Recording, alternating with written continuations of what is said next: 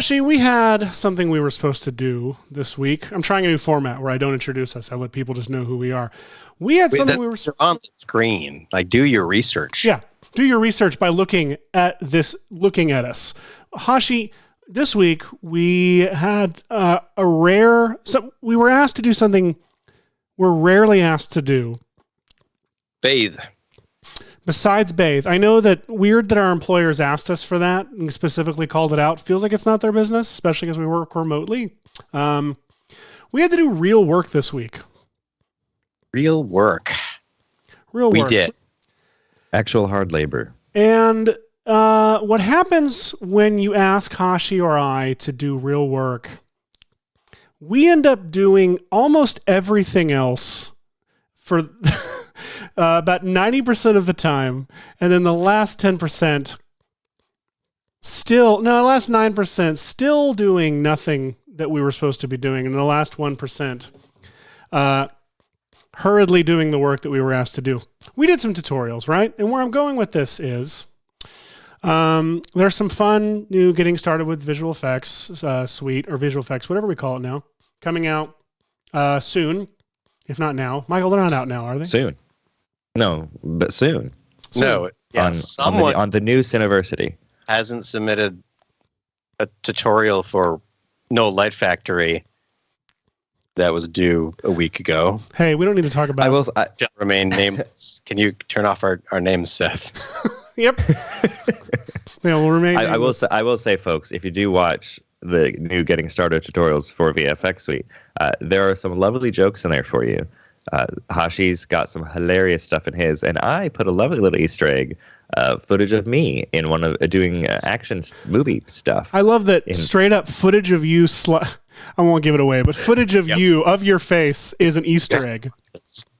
That's an Easter egg just for our fans, because like most people who use Red Giant tools have no idea who I am.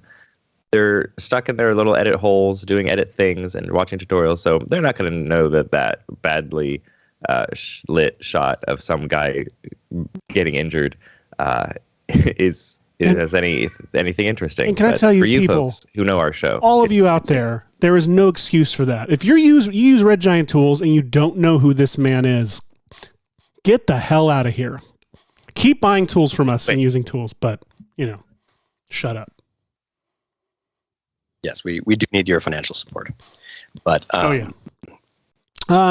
so Ash, I would like to talk about some of the things you did do this week, unless that fits into what we're talking about today. If it fits in what we're talking about today, we can put that off. I know it'll definitely fit into what we do, I believe. And let me, I can prep my screen to visually aid in this. One of the fun things that I found out was that my sound is just broken all over the place. I don't know what to call it, but I've been having so many sound issues, and Skype introduces some exciting other ones as well. So please let us know in the chat if my levels are ridiculous. Every technological development that Skype brings to make your audio conferencing clearer ruins our show just a little bit more. It really, really does. So let's see. I am going to open up. Let's see. What are they called? Here they are.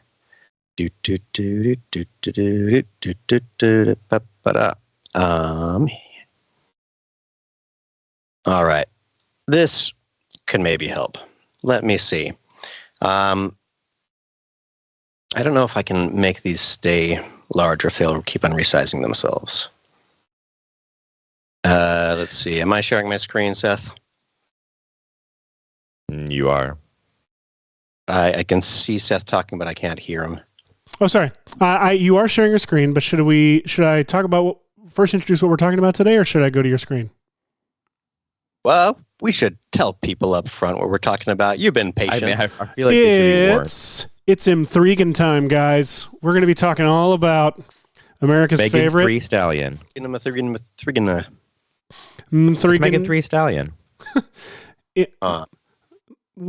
So this is what we're doing. This robot movie has become a internet sensation, and so you know how we feel about internet sensations. We welcome them. We do. have been watching some of this stuff. And Hush, did you read anything? Plate or colors, right? What's that? Sure, that looked like a plate from the first Darker Colors. It kind of did, and a plate from the feature version. But we'll get to that some other time. Hush, I think. Correct me if I'm wrong. I didn't read anything about this movie. Did you read anything about this movie? I didn't read anything about this movie. I did download a YouTube clip without watching it all the way for us to play live on the air and hope that there's nothing inappropriate about it. But this shot. This has been a lot of advertisements in my feed, and I think that me suggesting this for the show is literally me like snapshotting the ad on Twitter in my feed without cropping it because I was tired or something, and I was like, this, and I had said no words, and you were like, I'm in. Well, what's cool that I went through the clip that you sent, and it seems so. I prefaced by saying that we didn't read anything by saying there are people in the chat who probably know a lot more about how they went about doing this, but it looks like, from the looks of it, it seems that they had an actress on site who was wearing a mask. This young actress here, who was wearing a mask that was then looks like it was I imagine heavily augmented in post with mainly eyes and mouth animation in post. Then they had a puppet. It looks like, because I see these two clips here that have someone back here doing these like head controls that either was there as at the very least reference. If not for actual like plates for the same reason of like augmenting it in post with eyes and mouth. Because if we look at this shot, this shot here from the trailer, this looks like, I slowed it down so we could study it a little longer, but it looks like it's probably the actress with the mask and augmented eyes and mouth. And this talking shot looks like it could have been the puppet. It's like the puppet, yeah. Yeah. And then this running shot looks like it was probably a stunt performer doing this run. I don't know why that shot is so creepy, but it's so creepy. It's too unnatural a contorted and fast speed, because it's not even. Yeah, it's very not quite human thing, but it also that mechanically it's sort of got to be. Well, so I can't elaborate, but having worked recently with a stunt performer who can do this very thing of running on all fours this fast, it's weird when you first see it. Like, I remember getting the tapes the stunt coordinator had put together to show me options that the performer could do, and I remember immediately assuming, oh, they did some rig paint out here, because clearly she's got to be harnessed in some way to support her body to be able to do this stuff. And no, it's just iPhone footage. And she's literally just running around her gym like that. Crazy. I mean, all performers that can do this. So yeah. Amazing. Yeah, I mean, I think that we should acknowledge out loud that this is a very talked about subject in general, which is the reason why all of this stuff is so creepy is because it is in the uncanny valley. And everyone who does any kind of visual effects, especially anyone who has watched movies where humans are represented by artificial means, should know this term, uncanny valley. Do I need to explain the uncanny valley? Why not? Well, let's explain it. So basically, we think it's fine if it doesn't look like a human. And then as it starts looking more and more like a human, but not quite right, it enters into this valley of the uncanny, where our brains are like, something is terribly wrong. Run away. Something is wrong. The Rescue Rangers movie did a really great play on this with having an actual like Toontown area of town called the Uncanny Valley, where characters from Polar Express and everybody live. Because Polar Express was like the first like mainstream exposure to the uncanny valley. Yeah. Oh, that's the first time I remember hearing the term was Polar Express. People were like, "Oh, the uncanny valley." I was like, "Hello." This is a good one because I think that, gosh, I don't remember if I made it or if someone else made it. There was possibly in my Genie, what was it called? Fresh. Oh, Fresh Prince of. Maybe yeah. So I did a short Red Giant tutorial on how I did a very quick Will Smith looking genie shot, and it was because the very first reveal of Will Smith playing a genie didn't go over well on the internet, and so we did a little discussion of how hard visual effects are while simultaneously making fun of it. So. I thought it was a good line to walk. The chat, by the way, I should say the chat has been very excited that we're back and are wishing us all Happy New Year. Hi, chat. Happy New Year. Shazam is asking, "Are you from Movie Set?" If you mean, have any of us worked on the movie M3GAN? None of us have worked on M3GAN. If you mean, have you worked on movies? All of us have been on film sets and/or worked on films. Hashi worked for DreamWorks. Seth is a director. And I have done some independent movies, and I've done visual effects for Disney, and so we've all done some things. Together, we make behind the scenes. M3GAN. We do. That's what the show is. Altogether, we've not seen M3GAN though. None of us have seen M3GAN. Yeah. Some people in the chat have seen it in the theater. Altogether, we form one man who's not seen M3GAN. With our powers combined, we still haven't seen it. Exactly. So speaking of the Uncanny Valley, Hashi, I believe you had on your screen just a second ago what I would describe as the Uncanny Valley. I'm going to throw it to you to talk us through how you distracted yourself from doing real work this week. So one of the ways that I distracted myself with work was with this person right here. Who is this person? A little journey. So this is a person. How would you describe this person, Michael, if you had to describe him in one sentence? Oh, in one sentence? Yeah, one sentence. And go. He's got 2 pairs of glasses, so he's 8 eyes. All right. Seth, describe this in one sentence. Can you zoom in a bit? No.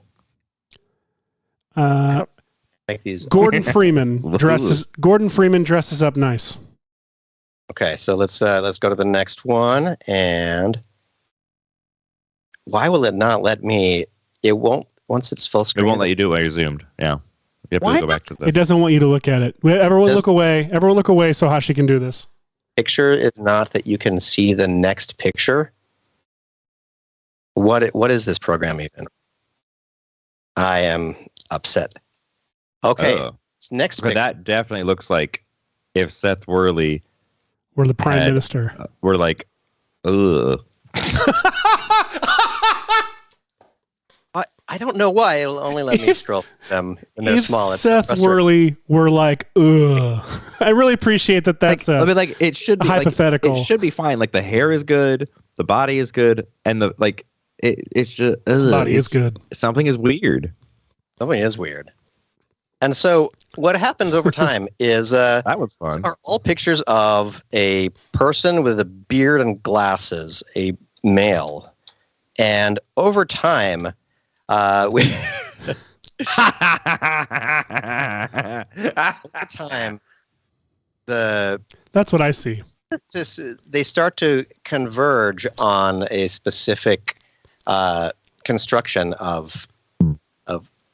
This is from your first album, which I recorded on a condenser mic at a kid's birthday party because I felt pressured to. But yes, I had. I tried to learn how to train a little network to generate specific things that I wanted it to.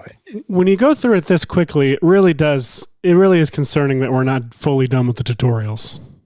Well, the thing is, you tell the computer. So many. This is you at a restaurant asking for a refund or something. For more glass to eat. Yeah. This martini came to me dirty. Can someone clean it, please? And also, and by the way, having this directory on your computer is always just exciting to have to have open at all times like this, looking at you. That's a desktop wallpaper for the ages, right there. So for my mom. Yeah. So basically, I learned. Folks, go ahead and screenshot this. You're going to want to keep it. my gosh. Yeah, so many Easter eggs somehow. Frigby Chillweather from the chat is enjoying this Seth Worlai. That's how you say it if you have an AI speak my name. Seth Worlai. Speaking of AI speaking names, my surname has changed. Siri used to say Szalapski, which is obviously incorrect.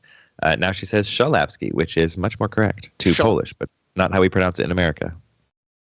It feels like a phrase, like an old timey, like, oh, that's wacky Shalapski. It does. And the first one sounded like a Max Headroom pronunciation. Szalapski. Incredible. Yeah. So, my goodness, I am unfocused today. And that has all those art. Some of those definitely look like Seth, and some of them look like an artist drew Seth, and then some of them look like the computer was like Seth-ish. This is the best and most accurate. This Seth goes to tiki bars a lot, and the fact that the cat is wearing glasses too is just amazing. I like this one. Mine with the same prompt was interesting. Oh man, I haven't seen that one. So that's so good. No, wait. That's definitely a tiki. Hashi, back up, because did you ever figure out why your very first results had a certain theme to them? Let's see which. These I'll play full screen. This is Sassy Seth. I like too much for our viewing audience. They're not ready. So I can't. Let's see. What was the issue with my first ones? I don't remember. It was twofold. That one. Holy cow. Yeah, you can ask it to do a Muppet version, which is pretty cool. That looks like my grandfather. Like that looks 500% like the late grandfather. Oh my gosh, that's weird. So it was a lot of fun to play with these techniques. This one is one of my favorites. I love that. Oh, that's like 1920s. Yeah. That's like my About the Author on the New York Post or something. Hey, Hash, so your very first batch of Hashis gave you more, how do I put it this way, more results than you had originally asked it to give you. I am trying to remember what you're hinting at. There were two of you. There were two of you in every single shot. Yeah. Without explanation. Me see. Where is that batch? I've got to, let's see. Yeah, it turns out that for some reason, let's see. I'll try to open these up. And I, again, apologize. What should I browse these in Bridge? Should I still? Oh, what? What is? Who opens Bridge? Them full screen. Well, I'm glad you did. So, I decided to try to train it on me. I thought, we do a lot of things here where we use ourselves as the subject, because then we're not subjecting a poor stock person or somebody to the work that we do. So we're it's self-inflicted pain. And I thought that these were in the realm of I understood where it was going, but then suddenly behind me this shadow that's always telling me no one's gonna buy that. They know you're goofing off doing AI things. And I think he wandered over from this one. Oh my god. So at some point, there's a hint of another one there. Now there's Hash. Now there's two. And then suddenly, as we get into this, well, in this one, I'm ripping out my own tooth and then very upset about it. And so a lot of the rest of this training session, I am haunted by. Yeah. What the heck? This ghost of Hashi. And by the end, it was convinced anything that I would put into the prompt would give me back several. And so my theory in the end was that Hashi also means chopsticks. And so it's possible since I didn't know that you were supposed to come up with a weird code word for it. Basically you want to when you're training an AI on something, you want to train it on a new term. You give it a weird name. Somebody suggested using whatever it is without vowels and maybe add a number or something like that. Because Hashi was likely in its data banks and is always plural. And that's my guess. But I don't know. And nothing to do with autoimmune conditions of the thyroid gland. Surprisingly, some of those pictures of Hashu definitely look like Eugene Levy. It's interesting because a lot of the images will be like I feel like I can tell what internet source they are ripping off. Yeah, they're trying to make look like Seth. Like here's like Roger Ebert, Seth, and for you youngins. Anyway, we can go back to our group chat while I get myself organized. So, I imagine you're going to be using some of this stuff today. I just realized I had a setting on. Has there been audio coming into the show? Have you been talking? No, but I just looked down and saw a setting. Is the chat implied that there's been no audio? No. The chat has not implied anything of the kind. The chat is usually very good about letting us know if there's audio there, and there is audio coming through YouTube. No problem. Good. I have no idea what that button was or did. I would imagine you're going to use some of the stuff in trying to recreate M3GAN looks. Now, obviously, we're acknowledging we're not approaching this. We're not approaching. This is not one of those episodes where we try and recreate it the way we think they did it. We are recreating it our own stupid ways. And so, Hash, I imagine you are going to, because you've been obsessed with this stuff this week, are going to probably use some of this. I am, Seth. And if you want to go to my screen for a second, one thing that I found out that you can do once it knows a person. You could ask for something like, I was asking for a highly detailed photo of a lifelike Seth Worley made out of latex rubber with shiny eyes and a wig. And that, not always great results, but definitely all way more uncanny than the results before, which were clearly trying to be more like photographs or something like that. And so what I think that I might try this episode is I don't have a great piece of footage of myself talking or something like that. So I may work with a stock image, but I do really love the ability to try to convert something, like a video, into some kind of consistent looking robotic version of themselves. And you're not going to use in painting, like frame by frame stuff, are you?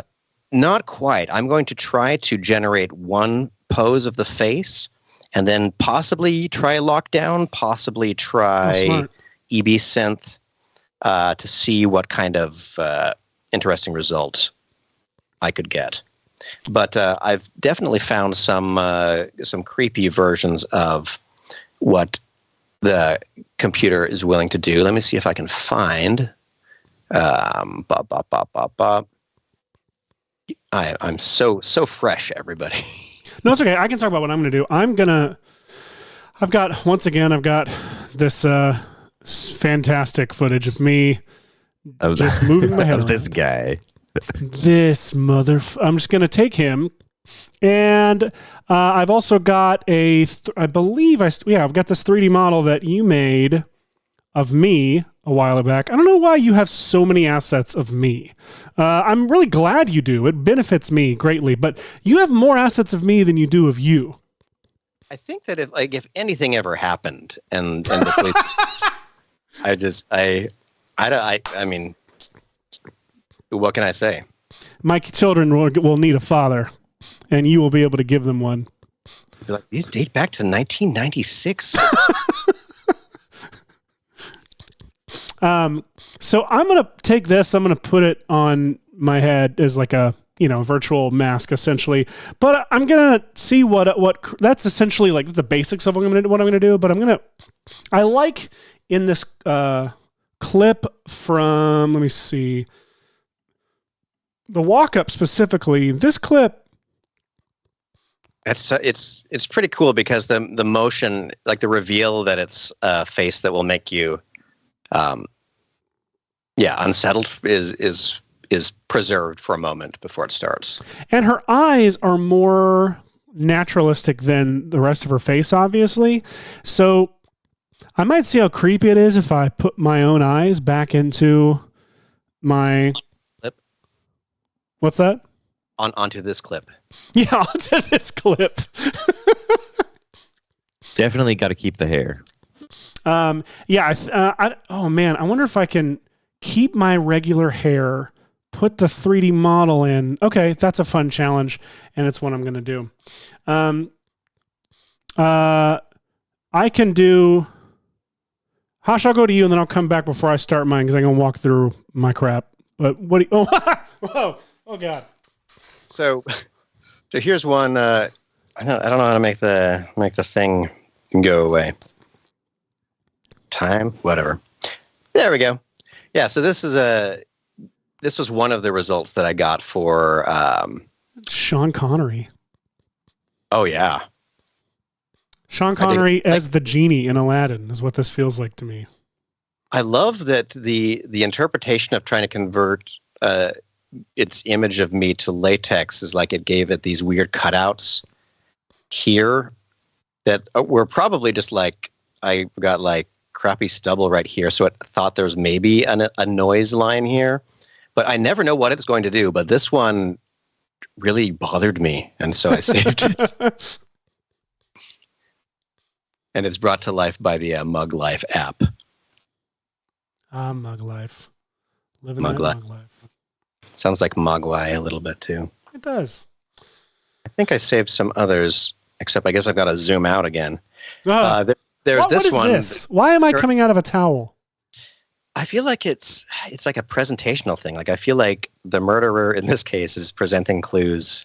Like who he is. Just a straight up. This is You'll never guess who I am. Here's my portrait. I liked this one too. I thought it was kind of cute. It doesn't really look like you, but no, I appreciate that. No, but it looks like someone. Fingernail. I mean, not fingernail. Like recently divorced dad is what I think I would call it. Whoever it is just got some new hair on their hairline because that is a different color. Yep. It's a fun exploration. So anyway, I think that we should probably get to trying some stuff. Let's do it.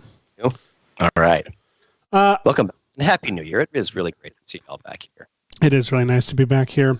It's just so everyone knows what I'm going to do. I'm going to do the Hi, Jason. And Frigby chill weather. I'm going to do the whole, facial tracking number that I always do, making sure I'm set to detailed features, not just outline only, detailed features. And I decided to start this apparently not on the first frame. I think I will do it on the first frame for reasons. So I'll center that over my face. I'll hit track forward and it'll track my face. It's always fun to watch this go. And I'm essentially going to... Wait, is this video is on our VFX and Chill page, right? Or like directory somewhere? Dropbox? Yeah. Yeah. It is. It's in the elements for this week. Even in this week's. Okay. That little Hashi laugh. Like, I just realized that I could be trying similar things over here. So I know how I'll bring in the model. I'm wondering. I guess I'll roto the hair. Have I done this before? I feel like I've done this already before. Yeah, roto the hair. Yeah. This must exist. We should always show up with pre-tracked, or not pre-tracked, but we should have like a library that just has someone's head. wait a minute. Does this count as a tracking break? Oh my dear God. Track it.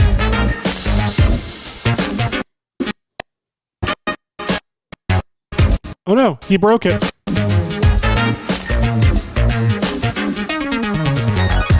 Hey, Hashi, I'll try to move you, Hash. Hang on.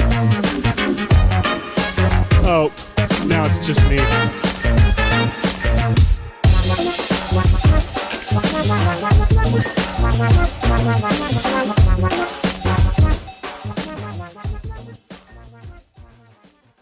I don't mind. We'll say that's done. Let's see. and I'll purge my cache. Virgin McCash, the original founder of something. Of something. So real quick, what I'll do is once this says purged, it's not going to be 1 minute. Come on now. Here we go. I'm going to trim the comp to that work area. And I'm going to turn off the mask there. I might use that later on. But for now, I want to go back to the mask, go to the tracking window. I want to find a good like rest pose where I'm just facing straight forward. I'll click set rest pose and extract and copy face measurements. And then it's going to add this extra effect. It already has face track points. And I'm not actually going to be using those that I know of. But this face measurements, this is the one I wanted because it's got these offsets, it's got scale, it's got face orientation, which if you'll remember, we found a bug in and Adobe fixed it. So hey, thanks Adobe.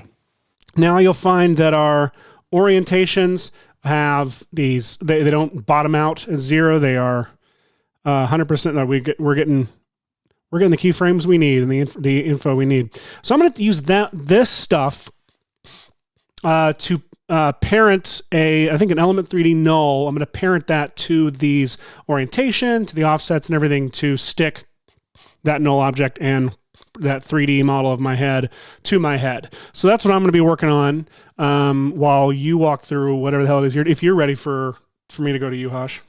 See, let me see if I am ready. All right, okay, I think I might be. Okay, great. All right, so what I'm going to try is I am going to see if I can, where did I put these? I just rendered out some frames of the same piece of footage. And we could also let the audience decide. I also have some stock footage that I could use too. I found, let's see, I found these 2 pieces of stock footage that I thought could be converted from this honestly piece of to uncanny. That one, just put Magic Bullet Cosmo on it and crank it to hell, and I think it's all going to be ready to go. Oh my goodness! You know what? Actually, since you've suggested that, I kind of want to try that. Me too. I actually was about to do it on my end too. All right, let's see. So this one, let's just throw it into a new comp, and then we'll add some Cosmo. Oops. Let's try here. There we go. Okay, so let's turn up the selection tolerance and smooth the skin more. We don't even need to preserve the detail. Wait, I guess we do. Don't sharpen the texture. Smooth it out. The chat is asking about system if you turn up preserve configurations, contrast, Michael, turning up skin smooth, down preserve detail, up preserve contrast, and down sharpen texture. That starts to give the contours you want. Ooh, that's fascinating. We have a viewer from Panama. Hello, 3D Builder Macher. Rush Verma from the chat is asking about your system configurations. Oh yes, the old system configurations. What do I got going on here? I don't remember. This system was built for me by Puget Systems, and I do love it. And its properties are, let's see, here on screen. There, you can show all of that and my device ID. I don't know if there's anything wrong with showing a serial number, so I'm just going to, mine is MacBook Pro, it's an M1 Max, 64 gigs of RAM, working on Ventura 13.1. That's me. And I am an AMD Ryzen 9 3950, 16 core processor, 128 RAM, and I have a what do I have? An NVIDIA something running in here. It was just before they came out with all the really cool boards like 2 years ago. I think it's a what the heck is it? Does it start with a 2 or a 3? Wait, what do you? I used to remember how to pull this up right away. I am sorry, all. I feel like I am. No, it's okay. I'm going to go over here. I'm bringing in this model of my face, and I'm going to go up to group 1, create a group null, and now this null, I'm going to see if I go into effects. I'm going to collapse all these. There's more info than I need. I'm just going to get the face offsets, the orientation, and I think that's all I need for now. Now the offset is interesting because they're percentages. Before I go any further with what I think what I'm going to do, planning to do, I might let someone smarter like Michael or Hashi who might know why the offsets are at percents. I'll get that it correlates better with like blend shapes for like I can't remember what there's some standard thing that's like AR standards of like that were defined by like Apple's animated emojis or something like that Okay. Everybody had to modify everything to be percentages that I don't remember what the actual thing is, but I feel like there was something like that. Okay. Well, Michael, do you know? that's cool. I am not as familiar with the facial tracky stuff as one might hope I would be. Well, here's where I think will get me a good result. I'm going to basically say, hey, I want you to follow like basically the value of wherever I put the null. I want you to be there, but I want you to take the offsets from the face measurements and account for that according to that value. So that didn't make any sense. I'll just show you.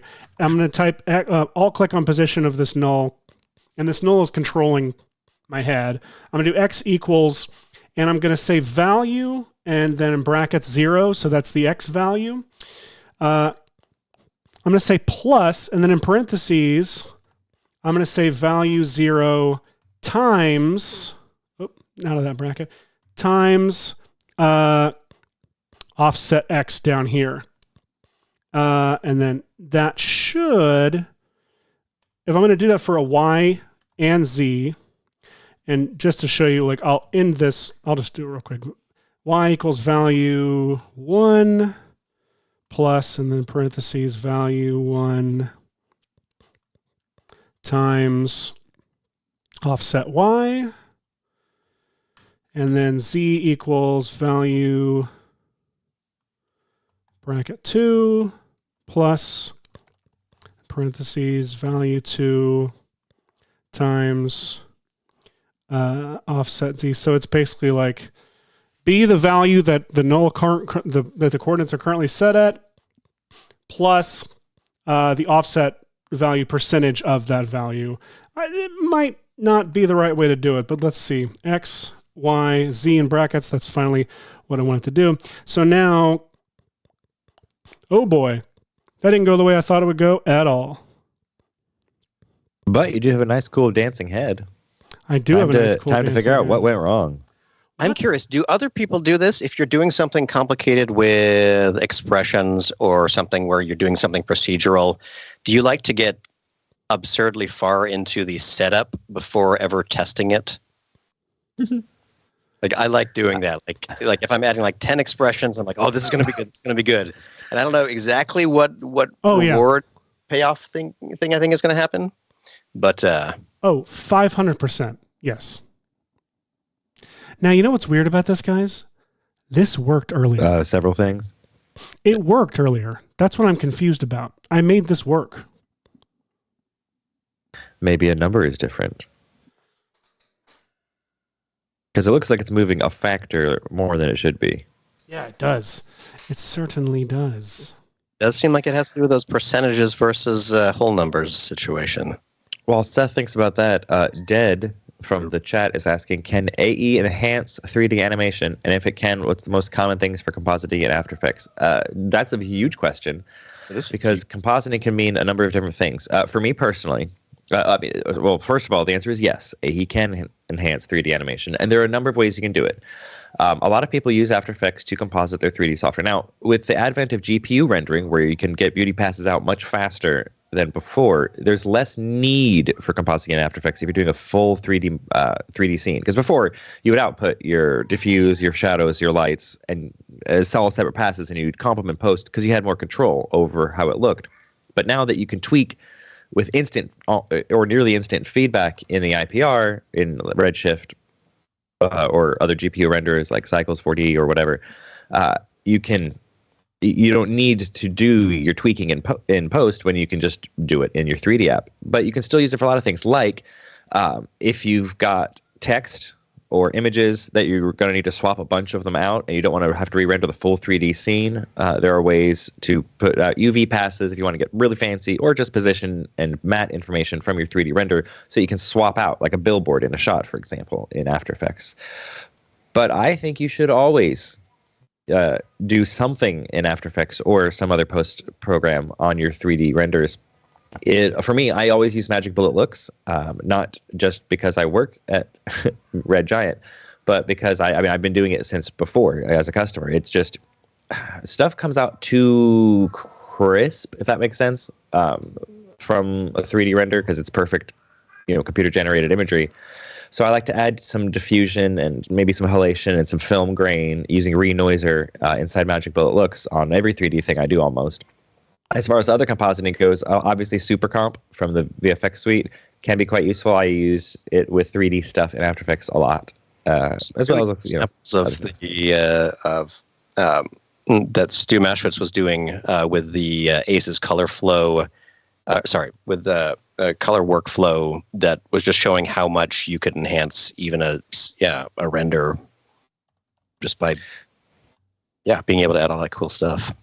Yeah, like you can make it look way, like you might think, gosh, this is cool right out of 3D render, but then when you start tweaking with the colors and the overall look of it, you can be like, oh, well now it's better. Also, now if you're wanting to integrate like a robot into your shot, for example, you definitely want to use SuperComp in After Effects to do that with real footage, because you can't really do a light wrap in most 3D programs.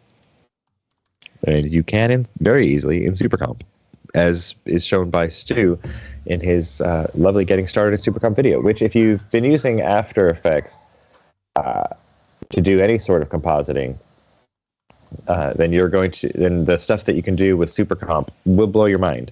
Because if you want to do proper light wraps, it can get into quite a bit of pre-comp craziness of wires running every which way in After Effects, because one layer light wrap, fine, but you're trying to get 2 or 3 layers to light wrap across each other, huge pain. In SuperComp, it's like one click.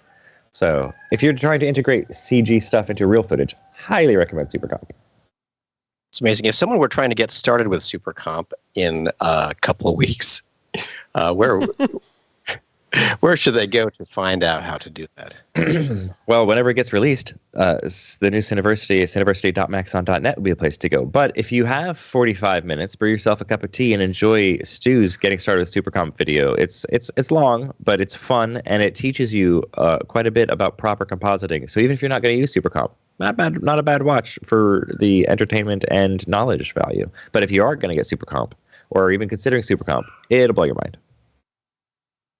Is amazing. Seth, I'm going to hand it over to you because, I got the I got it to work, the orientation to work. All right. The position, garbage. It's not working the way at all that it was working earlier today. I don't know why. The rotation is working lovely. Look at that. I know. Looks real. Unfortunately, I'm not moving my body at all, but if I were moving my body around, it would not track to my head, and that's what's frustrating me.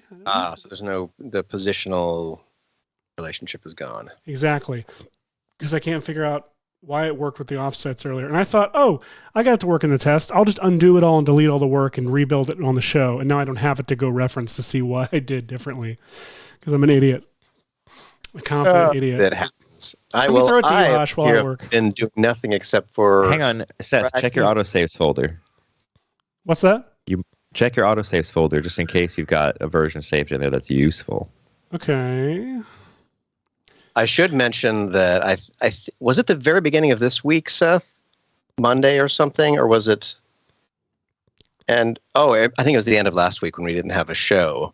Seth and I were just chatting about stuff to do and the work we had. And it was when I had just learned that I might be able to train the AI to generate Seth.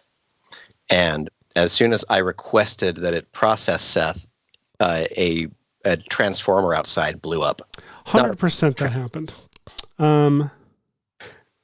Yeah, hang on. Let me find the search. It was man.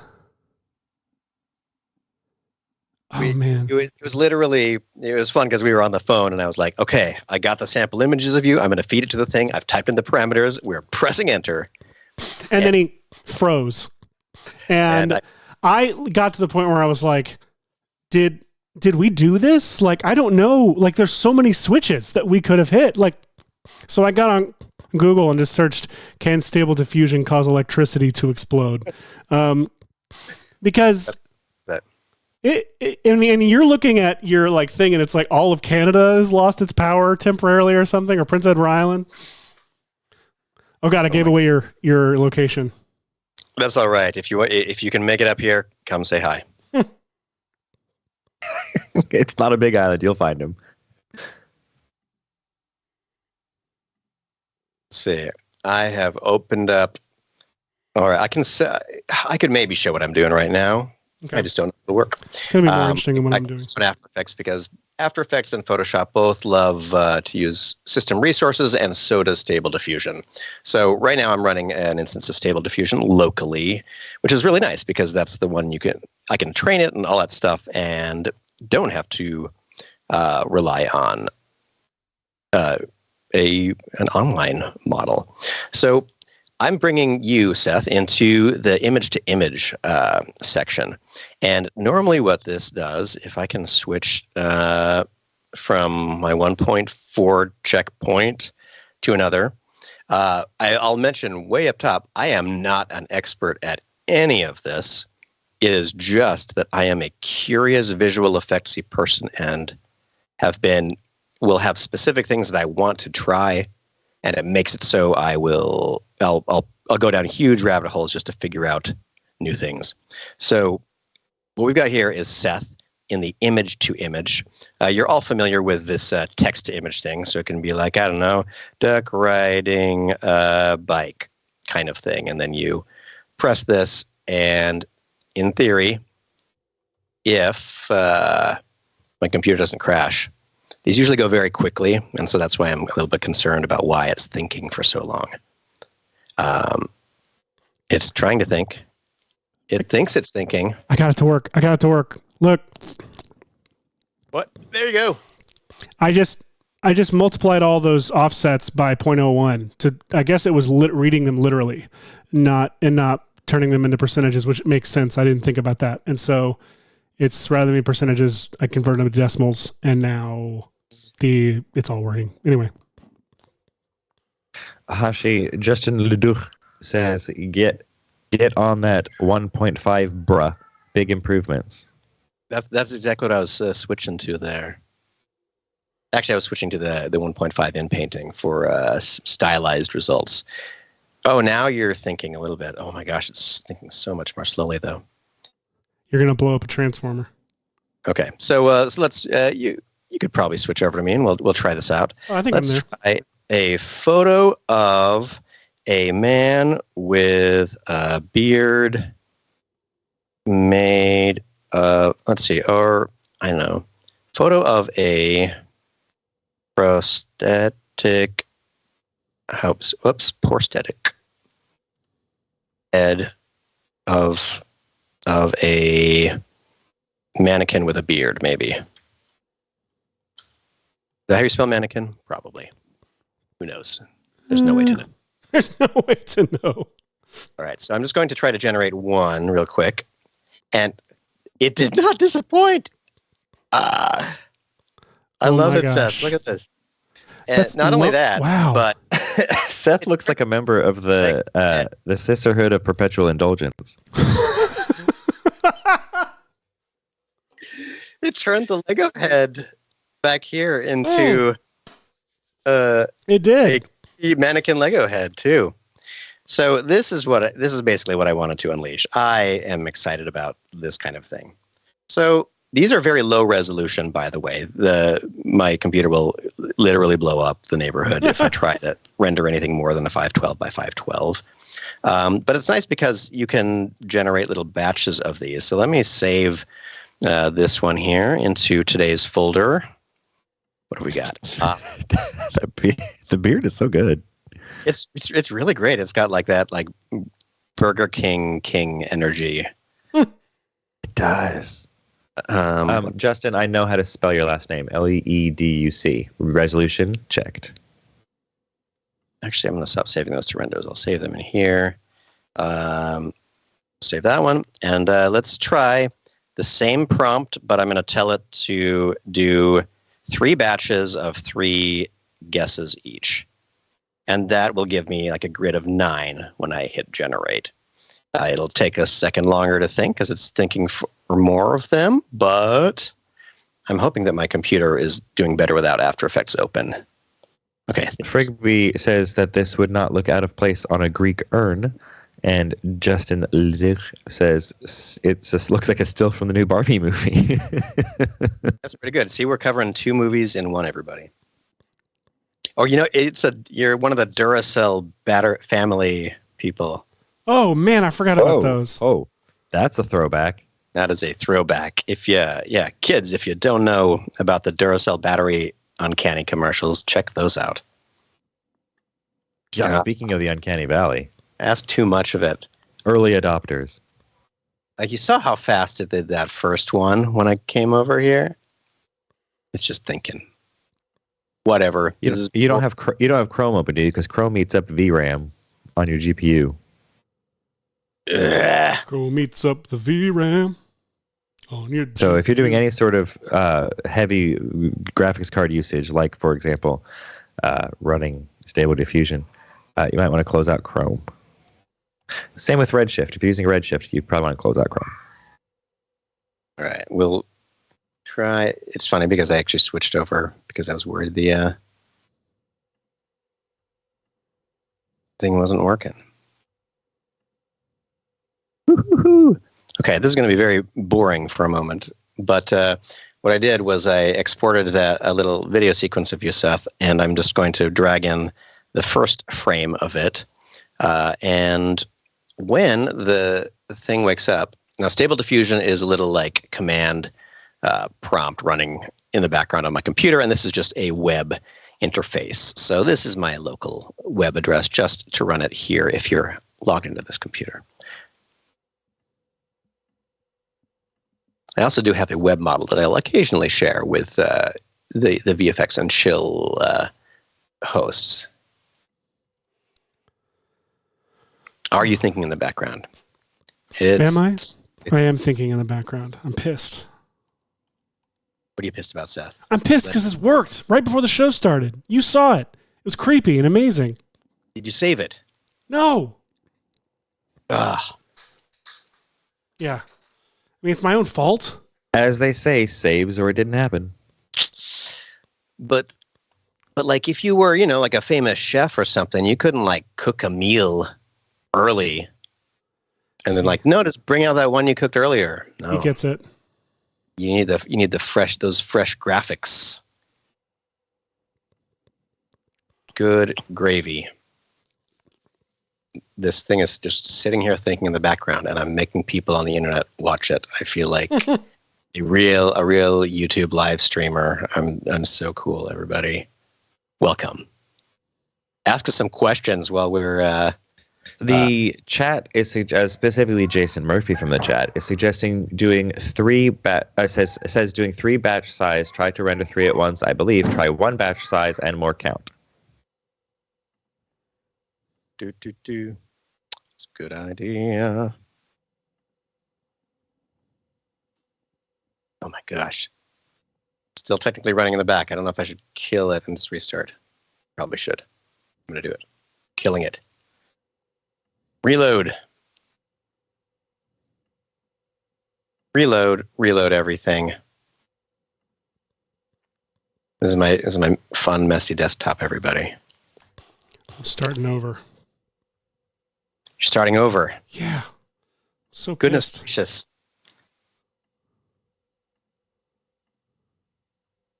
All right. Are we back in? Come on. I really just want to get to try this thing. That one little bearded result was pretty cool, but wasn't what I was looking for. And I wanted to get a variety of what I was looking for. Okay, here we go. Batch count. I'm going to do 3 images at a time. 3D Buildermacher says it's relaxing watching this. Frigby Chillweather says watching a blue bar is an important part of VFX. And Justin Leduc is asking who you think had the best post Black Eyed Peas solo career. Me.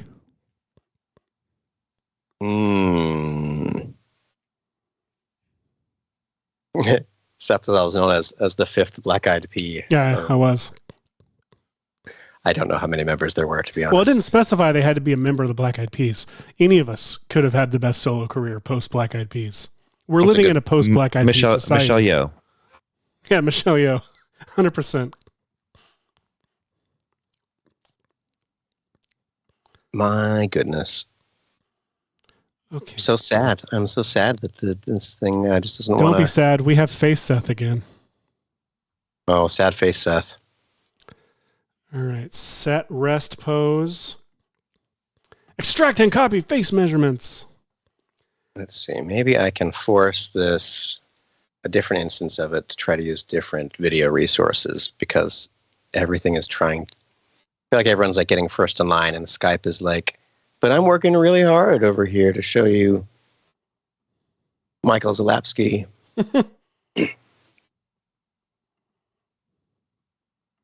Oh my goodness. Okay. One more try. I'm going to close the whole browser out. Close all my browsers. If I disappear, everybody, it is because it's the computer. And then it's up to me. Okay, everyone. Okay, Stable Diffusion thinks it's here. I'm on. We have the 1.5 loaded up. Is it loaded up? Does it know? We'll see. Let's refresh. If I switch to 1.4 and then back to 1.5, does it know? I can try running the 1.4 to see. All right, let's see. Hello. I also have visitors, apparently. Always. Always, always. Hi there. Bye-bye. That was my child, Sophia. Okay. Are you showing us stuff right now, Seth? Nah, I was giving you privacy for your computer, like your directories and such. I appreciate it. I have so many 1996 Seth folders. It would be. Let's just do one again. Okay. We'll try one. I'll keep it at 0.35. It says it's thinking.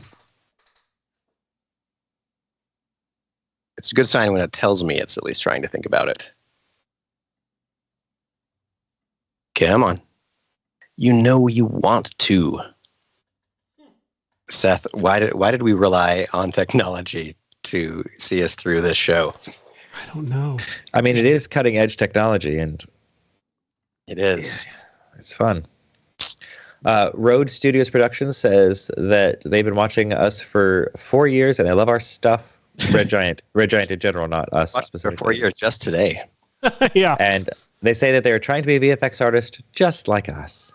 Oh God. I'm glad. Ideally, you'd be more productive. Yeah. What? Hey now. I'm just kidding. But if you wanted to start, you could do a quick getting started tutorial on No Light Factory and send it to Hashi. Apparently. Oh, good heavens! No, look at that. I exported the No Light Factory tutorial before before we started the show, by the way. But I haven't. I haven't added music to it. Is I literally all I've done. I don't know if you guys know Justin Robinson, but you just made him as a metal man. He's in a lot of Ryan Connolly's stuff. He's a prolific filmmaker, written like 1 million features. Good friend of ours. And a Viking from the look of things. He is a Viking. People don't know that about Justin Robinson, that he's a Viking. Oh. Why Wow. not, Seth? Did it give you curly hair back there? Just keep on rolling the dice here for a second. Oh, I think I can at least zoom in on the web interface a little bit. It's a little bit crowded, but we'll try this. Okay. Got to do a pass fail for these. Oh, jeez. No. So what we've got here, the way this stable diffusion it's getting redder. is there's this conditioning strength. If I turn this all the way up and do something, it's going to just mostly be looking at the words. Like a little bit of the composition, but mostly the words. Like here we have, that is certainly maybe a mannequin with a beard, is what it's paying attention to. But if I turn it all the way down to 0 and generate, you'll get it'll be like the slightest overlay. And like, that's kind of cool. That's a contender. So I guess like a 0 strength is nice because, look at that neckline and stuff like that. That's pretty cool. Yeah, look at that neckline. Don't say it with your I look a little bit more like Seth too, though. Like that's your unwashed produce voice, Michael. I don't like that with the look at that neckline. I don't know. I'm saving all of these so I can review with you all live, and we'll pick which one goes to EBSynth. Road Studios, I don't think opening AE to follow along on this particular episode would be helpful, but go ahead. No, it won't. Okay. Man with a beard. I'm going to say that it's you. It's Sith Whirlifor, I think. What if it knows it's you? Oh, my God. Oh, it does. That looks much more Oh, Sethy. it so knows it's you. Oh, look at that. That is very plastic. Okay, so negative prompt, I want no glasses on you. Because the EBSynth won't like that for parallax. So I put that in the negative prompts there. Oh! Solid. Okay, we're going with it. We're going to send this to the extras here. And we're going, in the extras here, we're going to scale it to 1080. Or actually, what were the source images? Seth, was this HD or less than? 1280 by 720. Oh, great. I can just do 720. For these live visual effects situations, it's very nice to not have to... Yeah. God, I remember when that was pretty much, I could master stuff at 720 in professional projects and no one would think anything of it. Remember doing titles for DVDs that were 640 by 480, and it's just the dream, man. Well, you worked at DreamWorks where Shrek was mastered in what, like 360 by like 720 by like 418 or something like that. I was going as my last 3D motion show presentation. I, for some reason, I forget why now, pulled up the oldest demo reel of mine I could find, and one of the things in there was a DVD menu animation. It's excellent.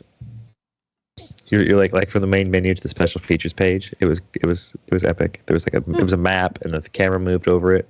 It's impressive. Gosh, that's glorious.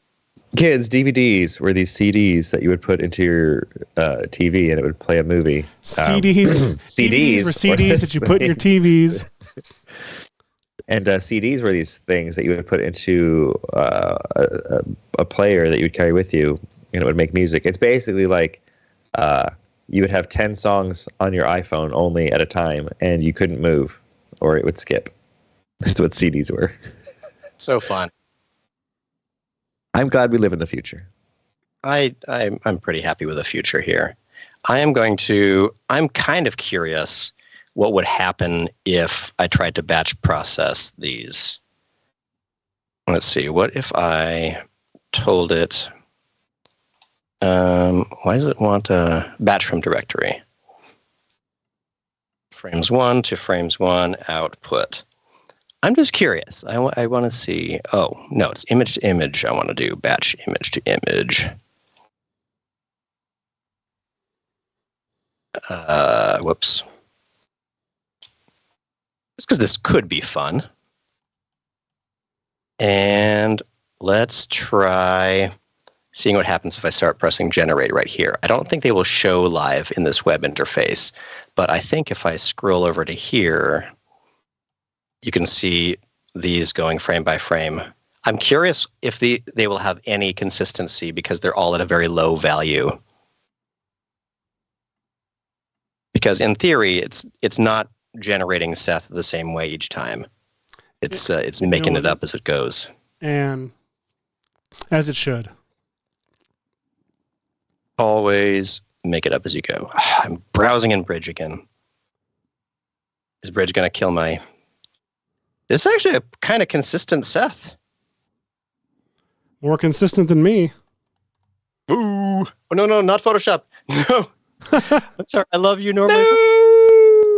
No. I have someone in here right now. Please go. No. Okay. You're closed. Okay. It's still working. It's still thinking. It's still good. It's still good. Oh my gosh.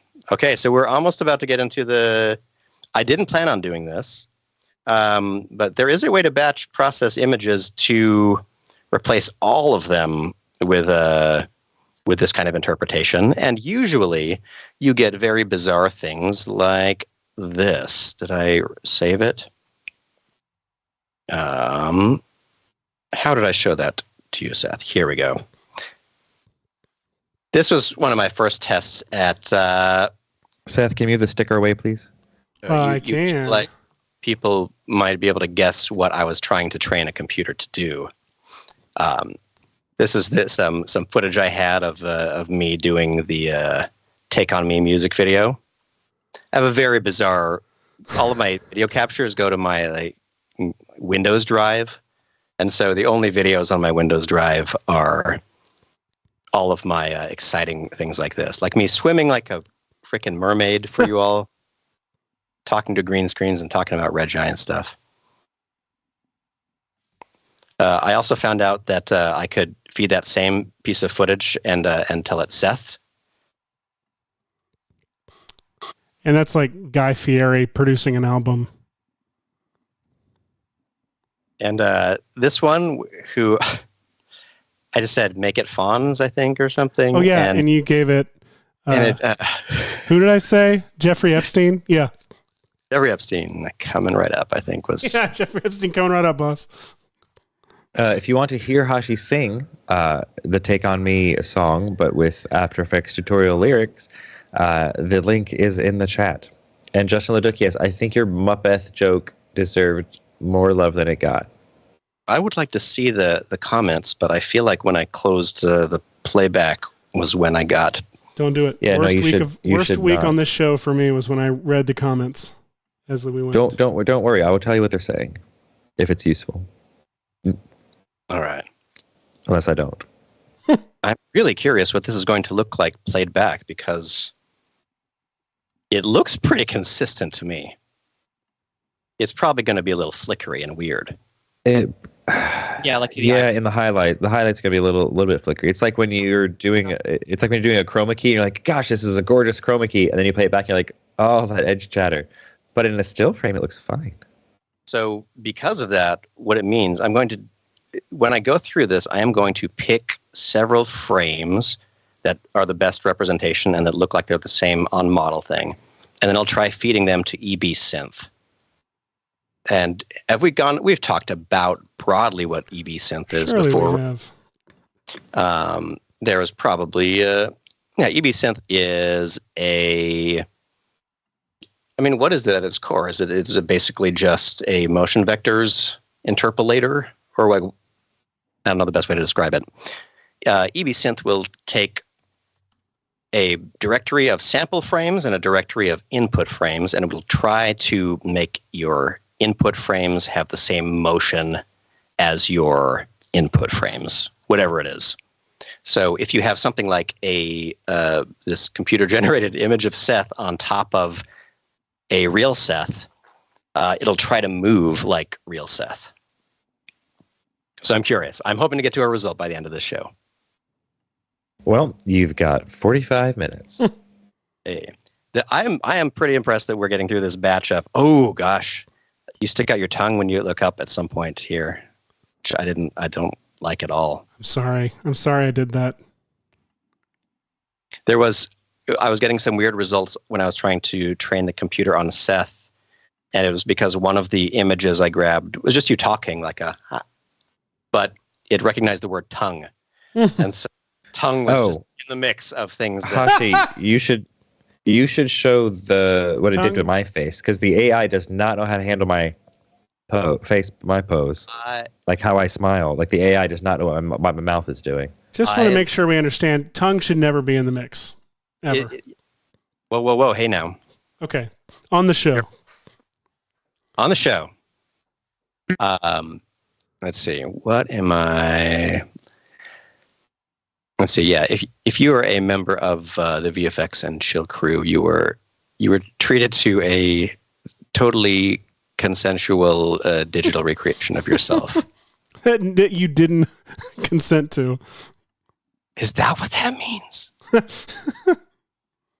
Let me see. Where did we save some of these? Up.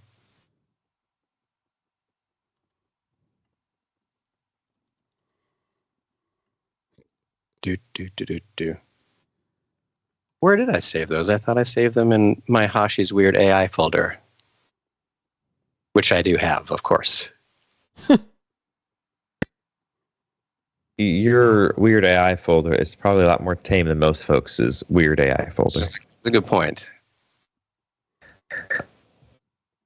I have several clever things to say, but none of which are appropriate for a family show. How is the family doing, everybody? Yeah, y'all. You had holiday seasons. You got to see your racist uncles and everything. I'm sure y'all had a great. Let us know how your holiday season went. Was that Scream on Hashi's side? No. No, I have a about to be 5-year-old and a 3-year-old playing upstairs. He's turning 5 tomorrow. Wait. I know someone else turning. Yes, my eldest son and I share a birthday. He turned 4 the same day I turned 40, which was fun last year. But this year, he's turning 5, and I'm only turning 41, so I don't know what's up with that. I thought that we were exactly the same. I just turned 40. When did you turn 40, Hush? December the 20th. Did I know that? I don't think I did. I didn't send him a black balloon or anything. I didn't make a thing of it. Hashi, you didn't make a thing of 40? We need eyeliner Seth to give him a black parade. I didn't make a thing of it, but my wife awesomely got my sister and her husband and kid to fly out for it. It was awesome. Yeah. That was for your birthday? How did I? It was before my birthday. It was when they could come out, but as a thing. I feel terrible that your birthday's not in my calendar, and it's a day before my wife's. So my work life and my wife's birthdays are in one weekend. I need to know this. Good gravy. Speaking of Ryan Polly, here in the chat. Hello, Ryan. Speaking of Ryan Polly, that's a way to make someone feel really weird when they show up to a live show. Oh no, he's here. Ask him. No, they just said, I'm late to VFX and Chill. Better check out what Hashi and Seth are up to. Oh my goodness, nightmare Seth. It is amazing. And Jeffrey Mandel says that Hashi, you have the voice of an angel. I assume they are watched that first part of the tutorial that was leaked in the chat. Amazing. But Michael, you have the voice of a lovely nighttime DJ just like tonight. Hey, all you cool lovely nighttime ladies. DJ. It's called After Effects. After Effects After Dark. I think that your beard is getting bigger. I don't think my hair situation is going to work out. I was trying to keep my regular hair, but I think I'm going to go for just the plastic hair. But I am going to put my eyes back in. Oh no, how? And also why? And also ew. And also please do. Oh, Michael, that's you're literally all the sounds you normally make. So here's what I've got. The eyes are pulling from this pre-comped texture, which is just truly horrifying. Yeah. It's the free version of that software. So what it does is it's clearly, I feel like someone who knows the UVs was like, we're not going to let them have the good UV for this. We're going to scrunch the face all the way to this teeny, like 72 pixel wide bit of information. And then we brought in this selfie that I took, didn't edit it whatsoever, and applied it to the UV. So this is here for all of you. Enjoy. So, this is like that Doctor Who, what movie is that from? Where they stretch the person out, so like plastic surgery forever and ever. Oh, like 1,000 years old. I know the image from it. Like, well, there was the thing in Star Trek Insurrection that is similar. Oh yeah, with another Jeffrey. No. Amadeus. Amadeus. Oh, what's his name? He was also in White Lotus. F. Murray Abraham. Thank you. So to get my eyes on there, I'm going to drop SOB on this SOB. And by the way, this whole episode has been a fantastic demonstration, inadvertently, of two people working on the same shot and one person trying to use AI to do it. And proving that, there's clearly no advantage if you're trying to specifically do something artistic. There's also no advantage to doing it the right way if you're looking to do it. Seth, whatever this is, mint it, because that's amazing. This is my face, and I duplicated it with the mask and the facial tracking on it and dropped my RBF preset on it, which offsets all of your facial tracking stuff to center your face and basically take the motion out of it. Now I am going to... No, seriously, duplicate this, duplicate your comp right now, because I want that to be saved exactly as it is. And okay. Yeah, so just duplicate it and just leave it and render it. I'm putting that on socials. Okay, so, well, what I could also do is I could just take... Oh my God. I could put my face back on my face, but weirder. I'll do that later. Jay Hall says it looks like Cassandra, the last human. So if I using the pupils, okay, so that's working the way it's supposed to. So I'll take this. Okay. Copy it. Put it into the texture here. And okay, let me see. If I hang on, here, okay. Put it back. I'm going to pre-compose it. And now I'm going, it's so stupid. Go to my rest pose, cut out my eyes, because that's what we all want here.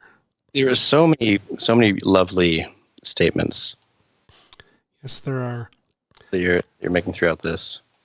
Now, why didn't that work? Oh, it did.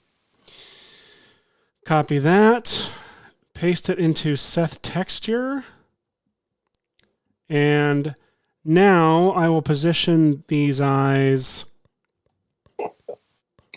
Where they go. Not just make that transparent in the PNG. Huh? Why not just make it transparent in the PNG? Make it transparent in the PNG. What? Why didn't you just like punch holes in the texture? It's not a bad idea. I might do that. Oh, wait. Oh, because the text, like, you mean, why don't I just keep... Yeah, I remember. It's not like a Hollow Man texture. It's like... Yeah. Gets all foldy and weird there. Yeah.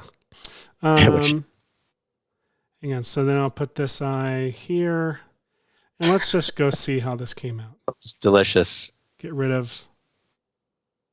Turn the element back on. Oh boy, John Mulaney's here, everybody.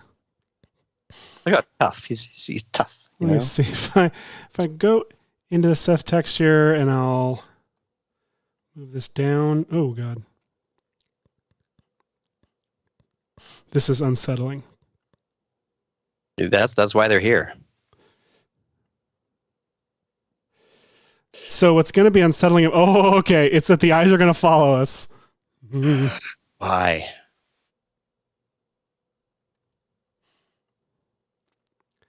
Now, what I could do to open those eyes more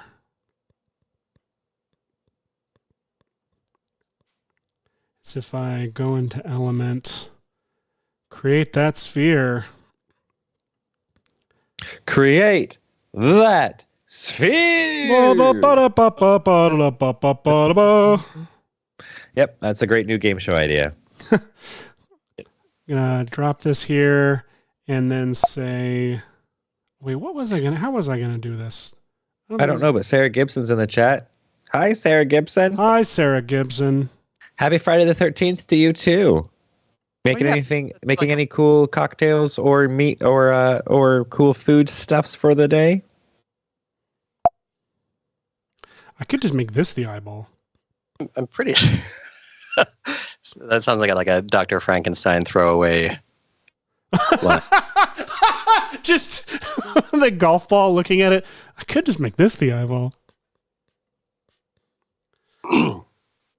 Ryan Polly in the chat suggests taking this Seth head and making it do the M3GAN dance or M3GAN dance, whatever.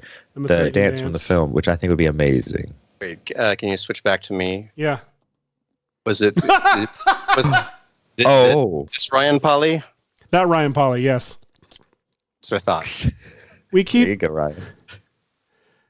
It's spot on, really.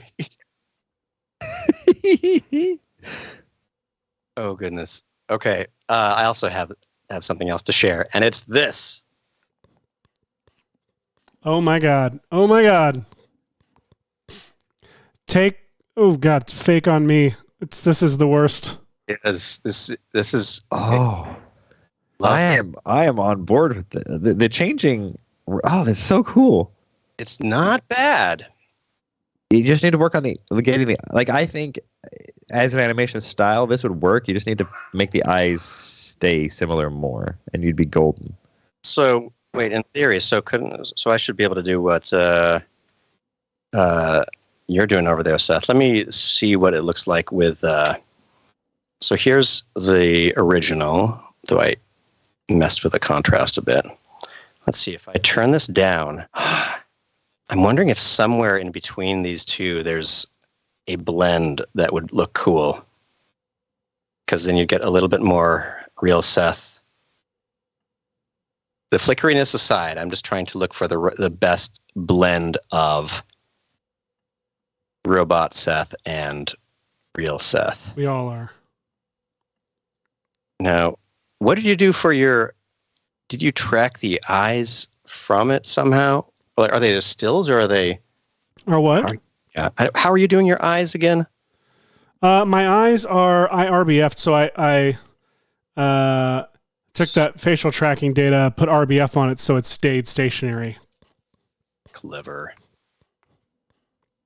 No. I don't entirely know what I'm doing now, but I do like the idea of seeing if I could blend back in some of you so it has an unsettlingly close to Seth look, but not quite, and then giving those to EBSynth. So that's what I'm going to try to determine now. Is maybe what are we thinking about of this blend, everybody? There's this option, and there's also the option to do kind of what you're doing, Seth, which is going with the real eyes.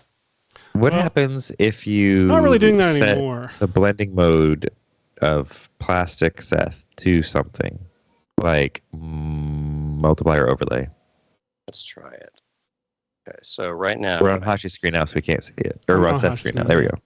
So here's with real eyes. Oh, that's so creepy.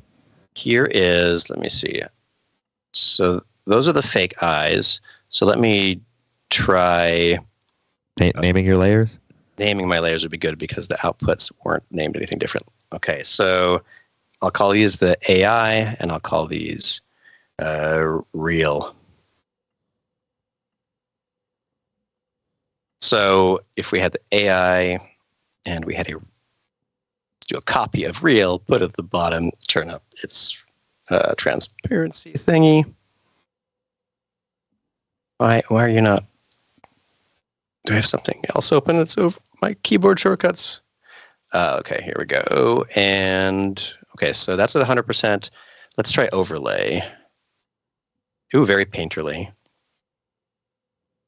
but not really much detail. If I did like a soft light, that's kind of cool. It's maybe somewhere in between. How about, I feel like multiply will just make everything too dark, yeah. Color burn. No one actually knows what any of these do. Math.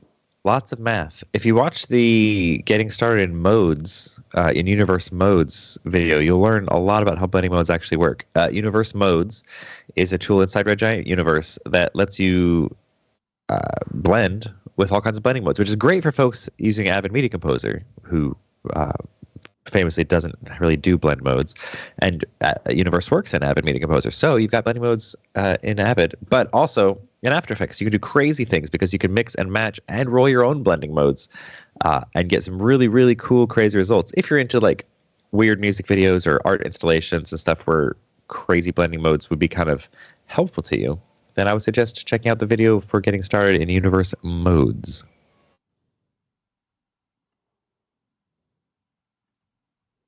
All right, I am trying to remember. There's a way to render only the markers, right? Or is that a plugin I don't have anymore? I mean, or an option. Great question. Michael, do you know offhand? Like if you have a bunch of markers, can you save them or can you output them? I mean, I can save. How would you want to output a marker? Like if I wanted to like put markers on frames that I want as keyframes. Oh yeah, there's this render engines, so I have the frame numbers too. Oh yeah, there's a script that does that. That's a script. Okay. I mean, you can easily just control spacebar, save as PNG kind of route. Is probably the fastest. Yes. We'll save as or JPEG, and we'll where should I put these? We'll put them under probably your elements, and we'll create a new folder called AI Seth. Kunami wants you to turn Seth into the face of Bo from Doctor Who. Nick Smith says, when it's animated, Plastic Seth gives me California Raisins and Large Marge vibes. Ooh, nice. Has anyone ever seen the movie Frank? That's what this gives me, the vibes this gives me. Is it Frank? See, or this doesn't look plastic at all. Like Hashi's looks plastic. This one looks more like a paper mache kind of thing. It's probably the crumbly texture of the thing. Like I'm using a plastic texture to do it, but well, if you want it to be plastic, like more shiny, you probably need to fuss with the lights and specularity a bit. Yeah, probably. But I like this look of like rough paper kind of thing going on. Looks artsy. That's a little more plasticky, just turning up the reflection. There and there. Okay. Specular up more. All right, so all I'm doing over here is I am saving multiple frames, sort of at different keyframes. I'm saving them mostly when Seth hits a far point of turning his head here. And I'm doing that because I figure that that's when something like EBSynth would get a little bit confused. So let's save this as a PNG. Totally have some kind of tool doing this. Because I don't like doing this manually. Sarah Gibson says, Seth, that your eyes on your version look like olives. Dustin Glendinning says the blacks don't look like they match to them. And Jason Murphy says it looks like the Michael Scott Halloween costume paper mache head, which I have not seen. It does look like that. It does. Yeah, it does. 100% looks like that. Okay, save as PNG. AI 109. Now, I'll do this real quick just to do it. It's fair. the computer did do all the rest of this work. So, in a way. I'm so used to doing the After Effects one. Okay, what is this one called? This is AI 190. And let's see, what's a good keyframe here? Dude, that one feels pretty good. Wait, what did 190's beard look like? There we go. It should have less.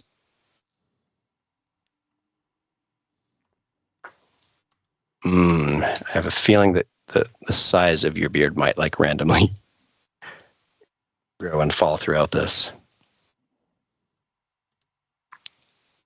It's also always a good idea to try out a software that you like vaguely know how it works. That is made by the company that asked you to do this show. Vaguely test it out.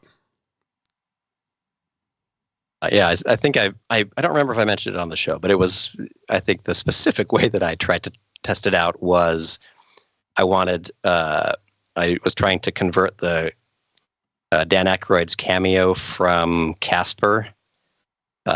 He comes running out of the house and is like, I don't remember what he says, something to the effect of. I don't remember that at all. It's great. It's a full dressed in Ghostbusters gear Dan Aykroyd running out of the house saying, "You're on your own, lady," and running off. Oh, I do not remember that at all.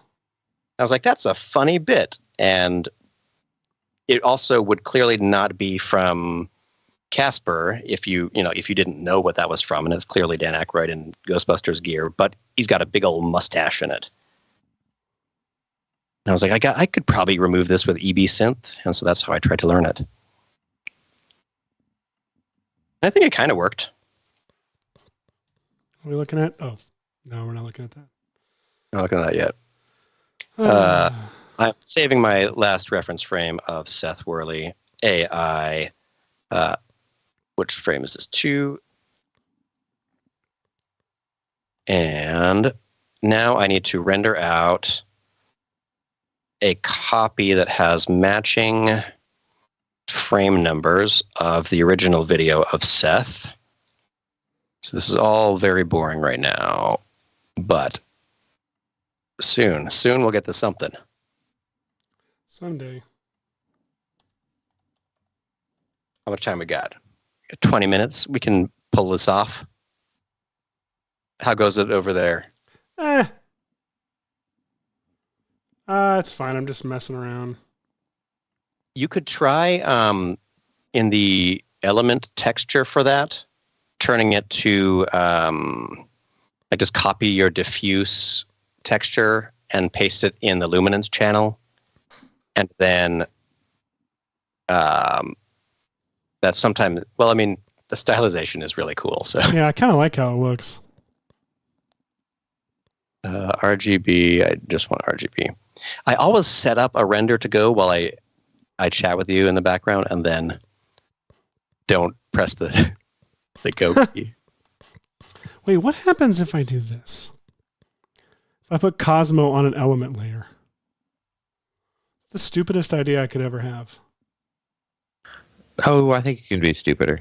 Well, we were asked specifically if we can enhance computer animation, and we're going to deliver right now. Real Seth. I don't think it's doing anything for me.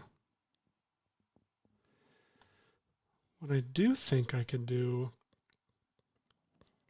I could smoothen the geometry in Cinema. What's a quick way to do that? Either smooth or put it into a subdivision. Subdivision surface. Other menu. Subdivision surface. Hey, it's me. Smoother. It's so smooth. Oh man, see, Michael, I needed you to record extras for my. I'm pretty sure you did an original song for one of those tutorials you're putting out for getting started, so you might as well get like jazzy overtones in there somewhere too. I won't skip Michael when the next time I make something here. Yeah, but then I have to eat some unwashed produce first and hope that it's got whatever crap is on there that makes me say this kind of Send it weird. To me. We'll make sure it's unwashed. And But it's timing wise, because like this is like 4 days after it happens. I end up in this like throat space. I feel like this is like a professional recording schedule. This is like I would just like to say this is not a life hack for you folks who want to be voiceover artists. Oh, I just got to eat It's just pesticides and I'll sound amazing. Like that's not how this works. I mean, it is how it works, but you don't try it at home.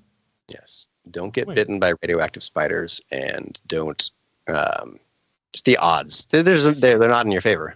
Hey Seth, you can use the remesher and get better quad geo out of this too. Yeah, show me.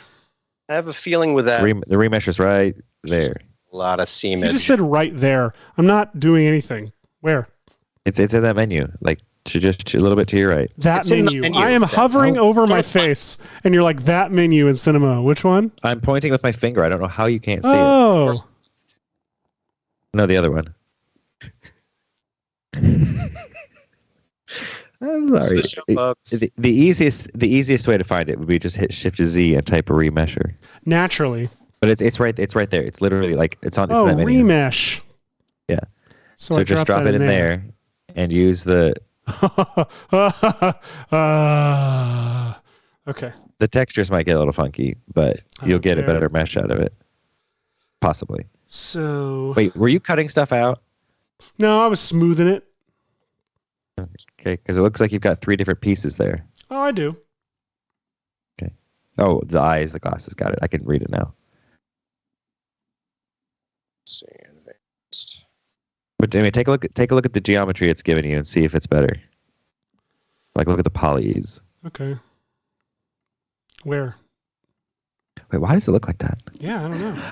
Oh, every single polygon is disconnected. So select your face, hit UO. Oh wait, select all and then hit UO. I've had so much models for these things. UO. Okay. Yes, because that should optimize it and make all the things come together. My freaking lips. I don't want them. Okay. Yeah, there you go. Something. Seth, if you're not using those lips. What? Hasha, your voice is doing that cutout thing again. Ah.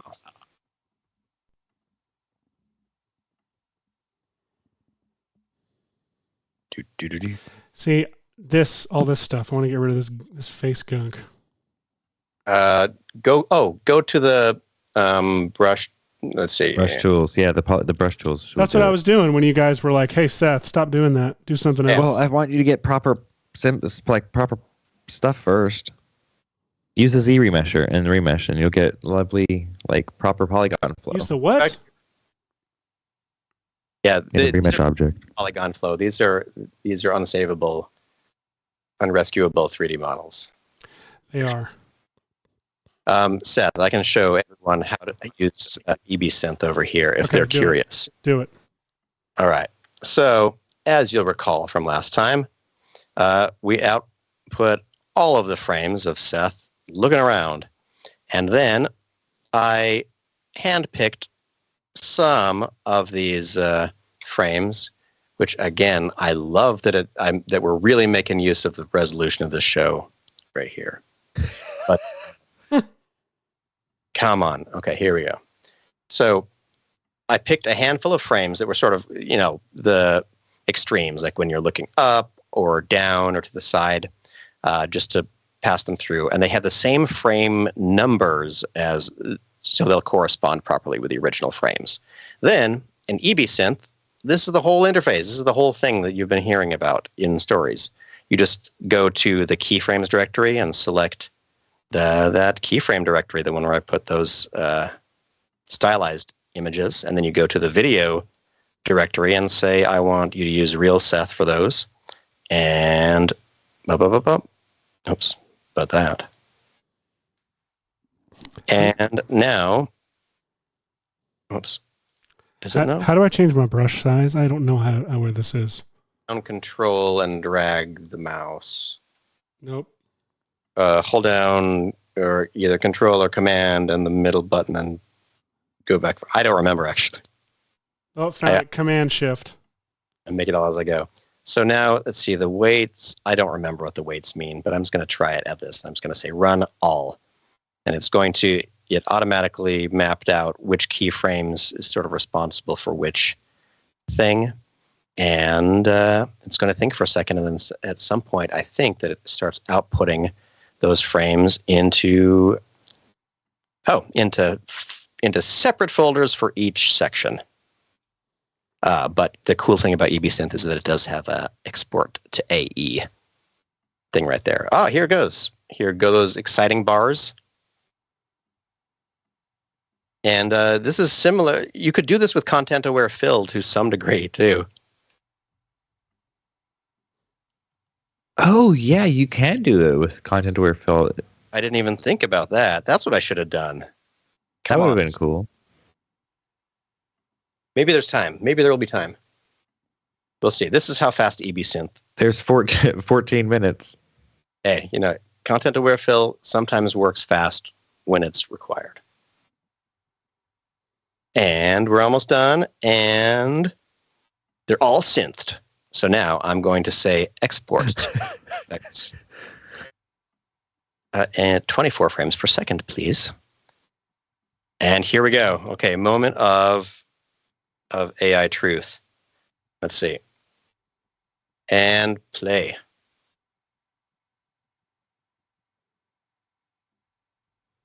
I'm still feeling a bit of a slide stop mo vibe, which is weird because there shouldn't be any flickering in this, really. It's not bad. I'm kind of forgetting what Seth looks like for real now. I know. Like the goal is just that it needs to be not Seth. So let's put them side by side. This is that comp, and we should probably name it instead of just comp. Let's name it. Oh, did you make a special little directory for yourself? Where are you? Oh, Seth AI EB. Okay, so here let's do a little comparison. Let's put them together. There's that one, and there's the plate. Okay, we need a comparison composition. Let's just make it HD. I can share it all with you later. Okay, so here's the EBSynth Seth, the EB Seth, and here is the real Seth.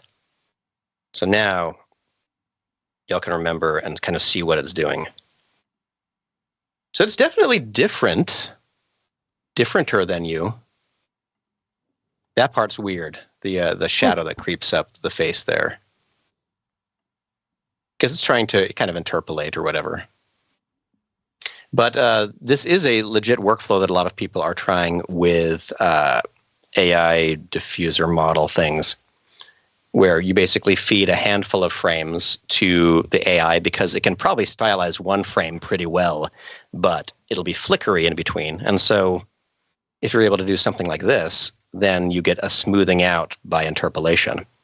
So let's see what happens if we try content-aware fill on this. I bet that we could do this. I think we could.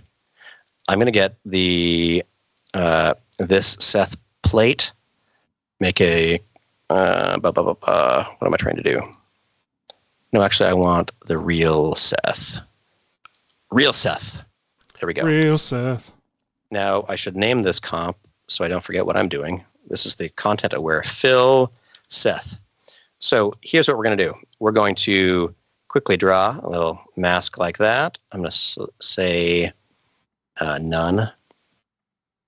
And then I'm going to do face tracking, but I'm only going to do the outline.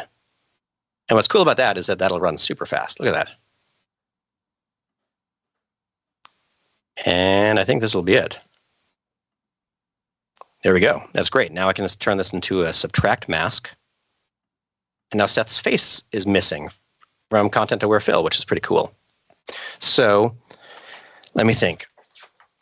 So in order for this to work, I think what happens is I want to do this properly. I'm going to expand the mask a bit. So it's going a little bit further out past the edges. And then I'm going to bring in the frames directly from Stable Diffusion, which are these, and put them under Seth.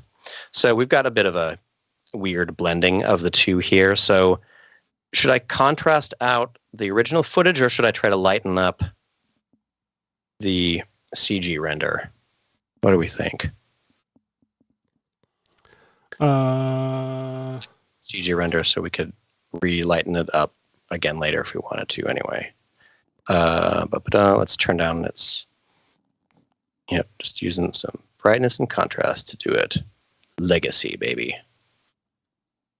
There we go. That feels about in the right thing. Okay. So now what we could do is we just want certain frames of Seth to be visible, not every single one. So I'm going to try this. Let's try adding the strobe effect. Is it just called strobe light? Okay. Yeah.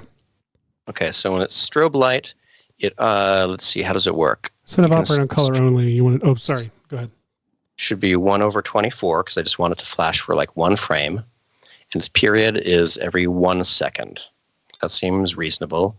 And the strobe operator will be what am I thinking? Is it and?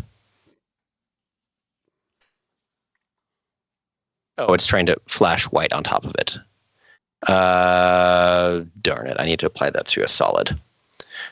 Sorry, everyone. Here's what we're going to do. We're going to make a new solid, and we're going to apply the strobe effect with a strobe duration being 1 frame every 1 second. And so if I play this, it should be a strobe or a little pulse every 1 second, I think. If I set this to, this should be normal. Oh, what is the strobe duration? I don't like this. Why isn't this working? It is flashing. Yeah, but I thought that a strobe duration in seconds, that 1/24 would be a 1 frame thing. And that if the strobe period was 1 second, that would mean that there would be like 23 frames of black and then. But instead, the strobe is the black. So this should actually be 23 out of 24. Oh, it's because you're applying this to like footage, and so like the footage would be going black every so often. Boop. There we go, everybody. We've got our little lighthouse of random reveal. And now I'm going to set that as the track mat for the real Seth plate as a Luma key, I think. And let's see if this works. Great. Oh my gosh, that's it. I kind of like this more than anything. Dun, dun. The chat says that when the reference video is higher than the output video you're trying to make, so for example, your reference video is 60 frames per second, but you only output 30, that can help avoid some of the liquid textures that tend to happen with EBSynth. I cannot pronounce this name. I can't pronounce that. I don't know how to pronounce any of those characters. Says they love us. And Jason Diamond is asking about posterized time. Posterized time would technically be helpful too. Would be helpful if you wanted to get a steppy kind of effect. What I'm going for is, so check this out. If I turn on the transparency, what should happen is that Seth's face was kind of automatically cut out all the time. But every now and then, one little frame of this horrendous CG Seth will flash and then go away for a while. So when I feed this to content-aware fill, it is going to try to peer through any data it can find to figure out what's going on. And so it'll believe that this is what was supposed to be here, while the pixels for all this was happening. So let's turn that back to subtract. And content-aware fill. Let's turn lighting correction to moderate. And we're going to say it's an object. and generate fill layer. Do we have a content aware fill drop somewhere for this, or we're just gonna? I didn't tee it up. Okay, so the last thing to do is. Sorry about that. Still got it, folks. Still got it. We're not rusty at all. Hey, we're I think barreling towards some results here. We have also 5 render- minutes till the show's over, so I'm putting a timer on the screen. Okay. Phil has just completed his first attempt. Shall we?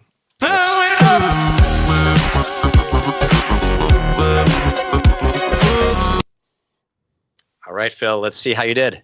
And play. Phil.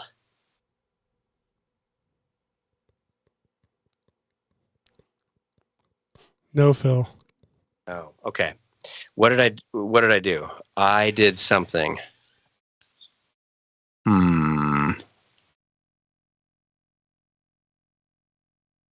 Oh, did I need to say surface, not object?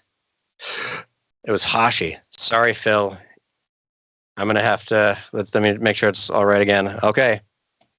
I'm gonna hit that button. Let's fill it up, baby. Without the drop, I feel so awkward now. Wait, which drop? Sorry, my wife walked through the room. Oh, it's all good. I said.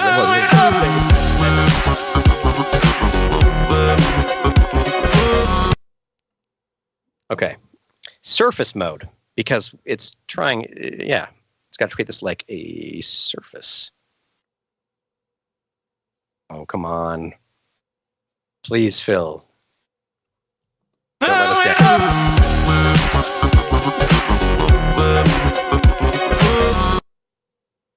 Right. You know, I know we've kind of digitally met the actress who became our AI editor for that universe promo.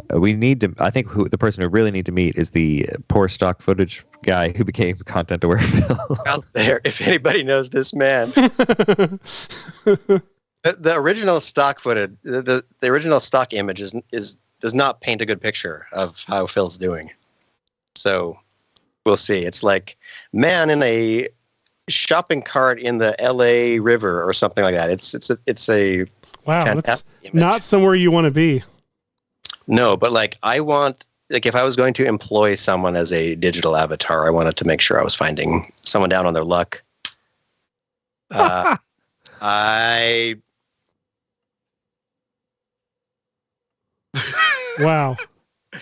You tried. I see where Phil was going with this. The lookups are great. Yes, the little tongue. Okay, the lookups, the reason they're funny, or the reason why they look actually kind of good when Seth looks up, is because Content Aware Fill uses motion vectors to take all these pixels and move them in the direction of whatever motion vector it sees. Seth's forehead here, the one in real life, is very nice and smooth, and the problem with that is it means very little tracking information here. So whenever Seth looks down, for example, when he looks up, we've got the beard and the nose and the eyes to drive all those pixels up. When he looks down, the smooth forehead. Oh my gosh. I'm sorry. Well, Phil did do it. I wonder if, do you think Phil would do a better job with more reference frames? Because since we use the strobe effect kind of by design, it means that we can change the period to shorter. So we have like, what should we say? Maybe every quarter second we get a frame. Let's try that. Okay. Can you do it in 1 minute, Phil? You can do it.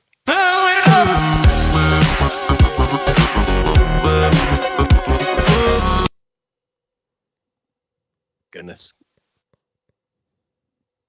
It's pretty good for a pretty long clip. Very low resolution, I guess.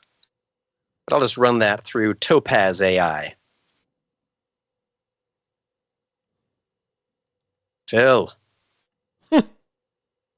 What happened, man? What did I do? Oh, it's still rendering. But That's the part that always gets me with content where I feel like I'm like, what? Why is nothing? Because it's lets you touch stuff. why? It's working away in the background. Okay, we've figured out a really cool way to make mirrors from. Oh, Oh no, Phil, you fumbled.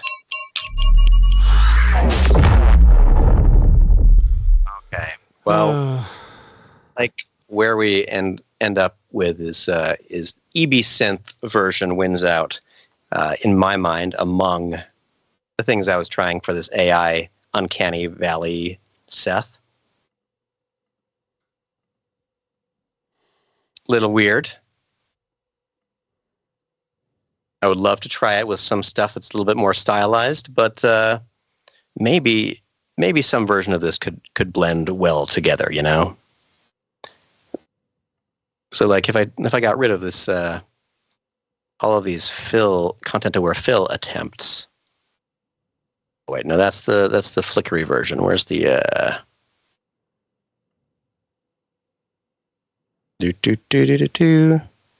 what did we call it? I called it Seth AI EB.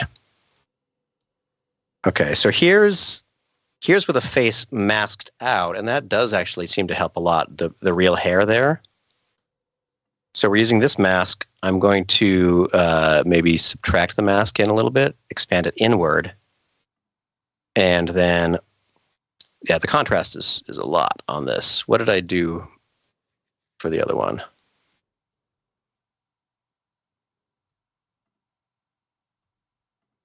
I could probably do this in Super Comp as well.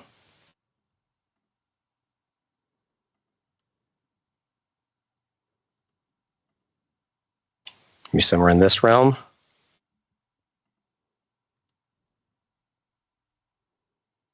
That's certainly not. It's certainly weird.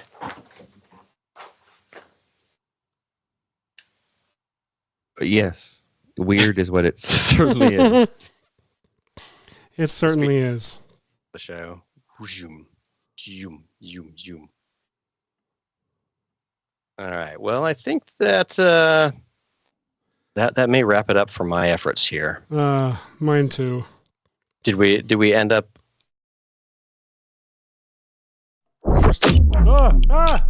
Sorry, ignore that timer. Did we end up in a specific place? Yes, we did, and it was this weird place. I obviously you can still see me behind me. It's basically like, you know, the big head version of GoldenEye. That's what we're doing here. I like that. I feel like that's easily the selection or the direction that we veer if left to our own devices. Okay, skin smooth up. Maybe some contrast down, texture sharpen down. Well, I could do one more thing to make this weirder. I'm seeing if I can if I feather out the result a little bit more and Cosmo the real Seth footage.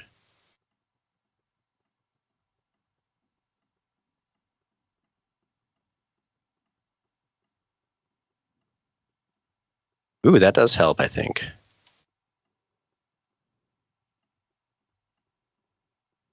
Oh, there we go. Some dental surgery. This is top of the line work, guys. Let's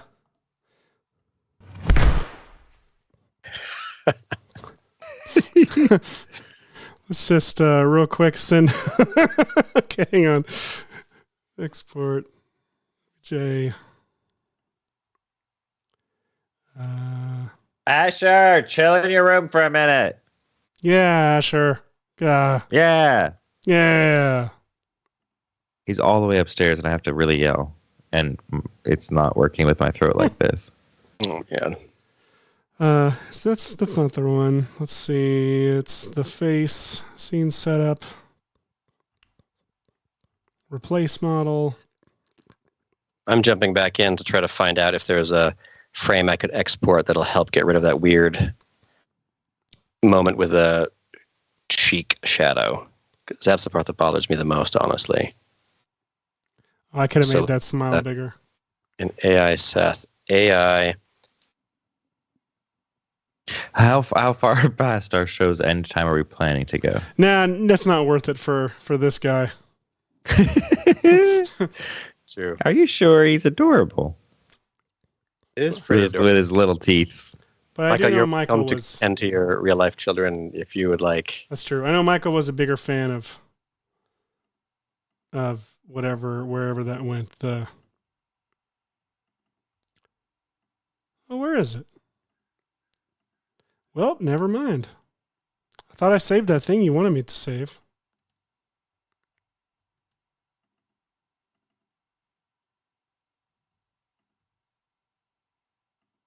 Ah, well.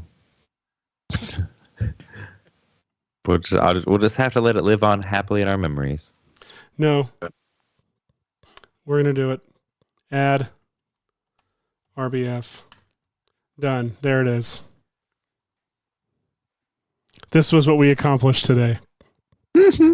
That's pretty good, actually. I just need to put that on the Lego guy in the background. All right, guys. It's amazing. Thank you so much for coming to see VFX and Chill. We've run over time, so I'll make it short. We love you all and are so happy to see you again this year. And we'll see you next week. Bye, guys.